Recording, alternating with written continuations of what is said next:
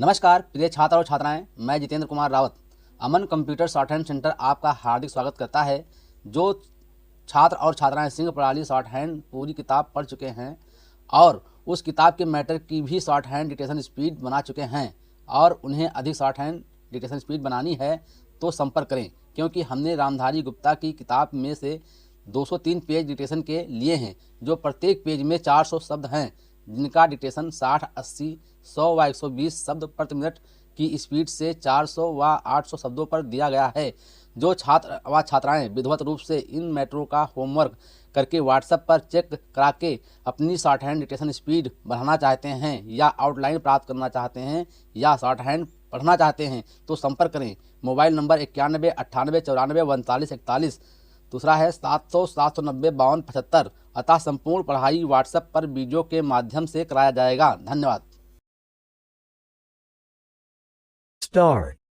सभापति महोदय, अब मैं आर्थिक मामलों पर आना चाहता हूँ।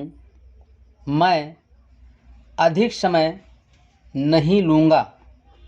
इस बात को सभी स्वीकार करेंगे कि तीव्र गति से हमारी आर्थिक प्रगति हो, इसका प्रबंध किया जाना चाहिए।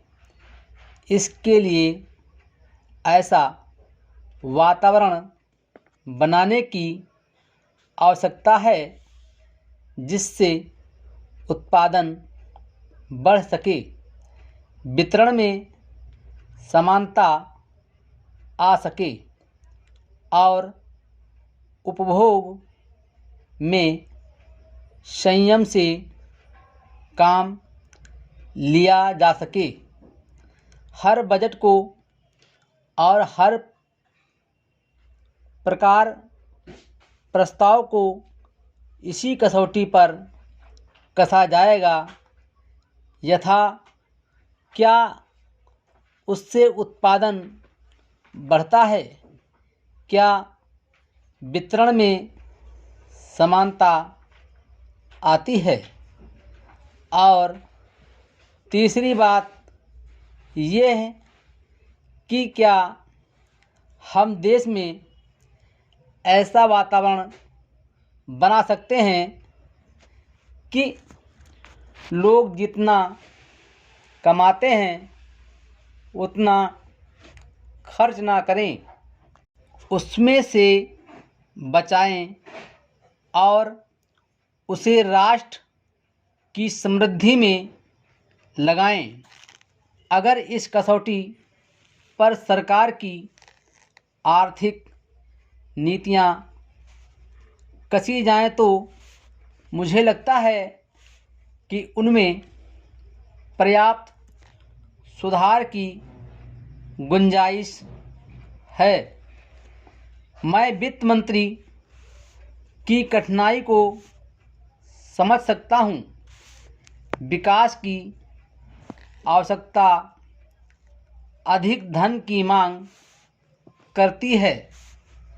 राज्य सरकारें अधिक कर लगाने के लिए तैयार नहीं हैं। वे केंद्र से कर्जा लेकर अपना काम चलाना चाहती है। वहाँ कोई वित्तीय अनुशासन नहीं है। यह सारा बोझा केंद्र को उठाना पड़ेगा और केंद्रीय सरकार कठिनाई में पड़ेगी। इसलिए मैं समझता और सुझाव को दोहराना चाहता हूँ कि राज्यों को इस संबंध में निर्देश दिया जाना चाहिए। संविधान के अंतर्गत केंद्र इन राज्यों को निर्देश दे सकता है कि वो अपने साधनों के अंतर्गत अपने खर्च को चलाएं। केंद्र के कर्ज पर निर्भर नहीं रहना चाहिए। विशेष परिस्थितियों में कर्जा दिया जा सकता है, लेकिन कर्जा लेकर अपना काम चलाना यह उनका स्वभाव नहीं बनना चाहिए। अपवाद रूप में कर्जा लेकर वह किसी विशेष परिस्थिति का सामना करने के लिए प्रस्तुत हो तो उसका विरोध नहीं किया जा सकता। दूसरी बात यह है कि देश में सादगी और संपत्ति को उड़ाने के बजाय उसे उत्पादक कार्यों में लगाने का वातावरण बनाना चाहिए।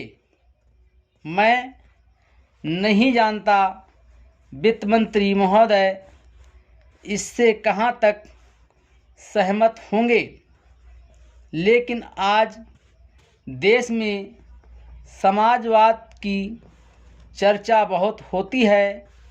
लोगों का समाजवाद की ओर देखने का दृष्टिकोण विकृत हो गया है।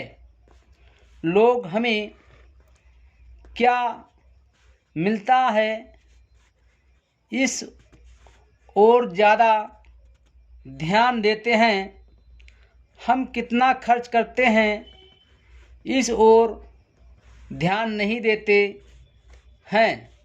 समाजवाद बिना संपत्ति की अभिवृद्धि किए और बिना उसके समान वितरण के नहीं आ सकता। हमारा देश कृषि प्रधान देश है। Full stop.